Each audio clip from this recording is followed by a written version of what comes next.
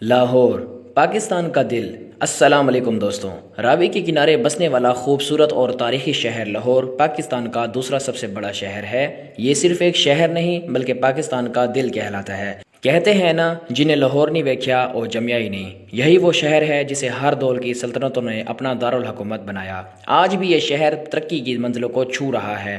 آج کی اس ویڈیو میں ہم جانیں گے لاہور کی تاریخ، اس کے حسین مقامات، یہاں کے لوگوں کی زندگی، اور یہ کہ آخر لاہور کو یورپ جیسا جدید شہر کیوں کہا جا رہا ہے۔ تو چلیے لاہور کے اس حسین سفر کا آغاز کرتے ہیں۔ دوستوں، قدیم زمانے میں لاہور کے کئی نام تھے۔ لاہور صوبہ پنجاب کا دارالحکومت ہے اور پاکستان کا ثقافتی دل کہلاتا ہے۔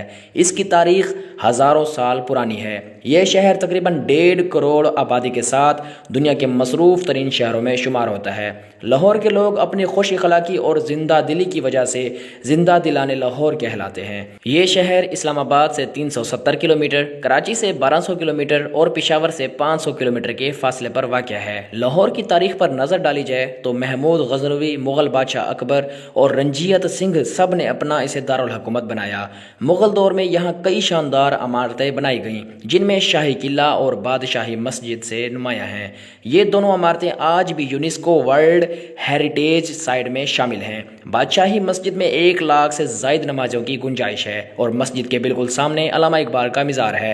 اس کے قریب رنجیت سنگھ کی سمادھی اور سکھوں کا مشہور گردوارہ بھی واقع ہے، جبکہ شاہی قلعے کے اندر موجود شیش محل آج بھی اپنی خوبصورتی کی مثال ہے۔ شاہی قلعے کے باہر مینار پاکستان ہے، جہاں 23 مارچ 1940 کو پاکستان کی قرارداد پیش کی گئی تھی۔ اندرون لاہور کی رونقیں۔ دوستوں، اندرون لاہور آج بھی پرانے زمانے کی خوشبو رکھتا ہے۔ یہاں کے 13 تاریخی دروازے آج بھی مشہور ہیں، جیسے دلی دروازہ، لوہاری گیٹ، بھاٹی گیٹ اور اکبری گیٹ۔ ان دروازوں کے اندر موجود بازار جیسے شاہ عالم مارکیٹ اور انارکلی بازار خریداری کے لیے آج بھی زندہ روایت ہیں۔ کہا جاتا ہے کہ انارکلی بازار کا نام مغل بادشاہ اکبر کی ایک کنیز انارکلی کے نام پر رکھا گیا، جسے محبت کی سزا دی گئی تھی۔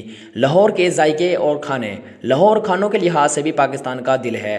فوڈ اسٹریٹ، جیدی کی لسی، حلوہ پوری، نان چنے اور پائے لاہور کی پہچان ہے۔ یہ سب لاہور کی اصل پہچان ہے۔ اگر آپ نے جیدی کی لسی نہیں پی تو سمجھیں آپ نے لاہور دیکھا ہی نہیں۔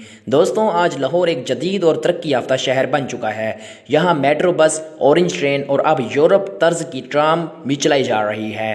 اورنج ٹرین پاکستان کا پہلا جدید ریل منصوبہ ہے جو 1000 لوگوں کو روزانہ سہولت فراہم کر رہا ہے۔ لاہور میں انٹرنیشنل ایئرپورٹ، بہترین یونیورسٹیاں، عالمی معیار کے اسپتال موجود ہیں۔ اس لیے کہا جاتا ہے اگر علاج نہ ملے تو مریض کو لاہور لے جاؤ۔ اب لاہور کے قریب دریائے راوی کے کنارے ایک نیا شہر بسایا جا رہا ہے جسے راوی اربن ڈیولپمنٹ پروجیکٹ کہا جاتا ہے۔ یہ منصوبہ تقریباً $8 ارب کی لاگت سے 46 کلومیٹر کے علاقے میں تعمیر ہو رہا ہے۔ اسے نیا لاہور بھی کہا جاتا ہے۔